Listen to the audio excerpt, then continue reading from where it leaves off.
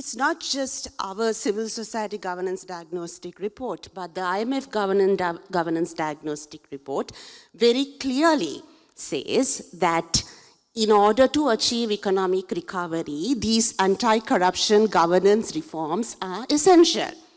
So they've also made the connection. So I think it's an illusion to think that we can just talk on pure economics reform here without really addressing the elephant in the room. It's not even an elephant anymore. I mean, people were out in the streets last year because people made the connection between what happened to the country, the bankruptcy, and governance. And then the Supreme Court, with the recent decision, confirmed further that this was a man-made preventable disaster caused by bad decisions or not taking the right decisions by those we have entrusted this power to in the best interest of the country.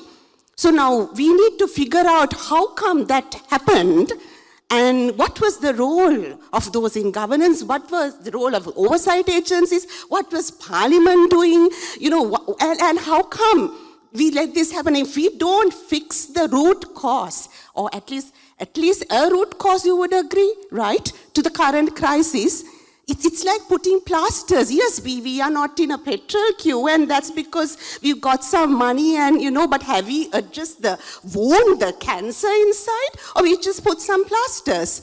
And this is what has happened to our country. That's why we are going for the 17th time. We should be ashamed, and we should learn from our mistakes. So this is what very clearly, the two governance diagnostic report, the good thing is that not only identifying the problem, but it also lays down very doable, practical reforms, immediate term, medium term, long term, things that you can actually do to fix those corruption vulnerabilities. And what is needed is only one thing, and that is political will. The people have already expressed that they want a system change, right?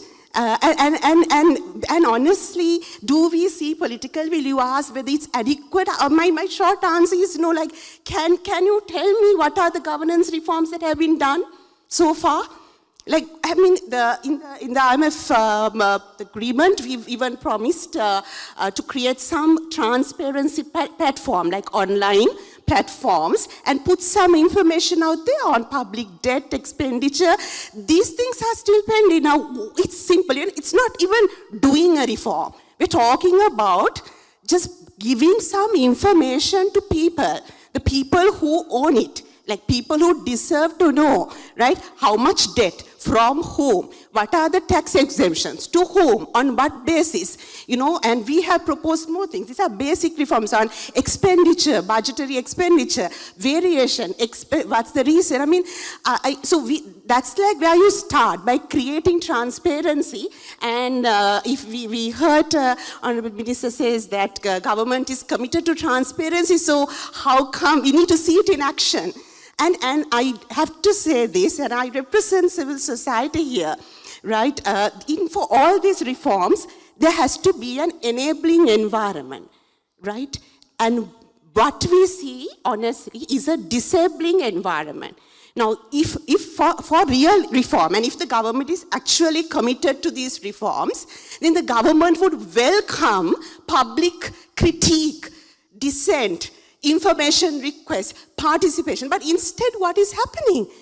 Any sort of dissent, any sort of questioning is violently crushed, any sort of protest is suppressed, and then you go another step and you bring in laws like the Anti-Terrorism Act and the online so-called safety bill and the Broadcasting Commission bill, and upcoming is apparently an NGO Act, all of them against international standards, very clearly trying to legally now suppress our very basic fundamental rights that are in our constitution. Freedom of expression, which includes right to ask information, right to question, right to dissent. So now, then how can you do reform and say, but no questions?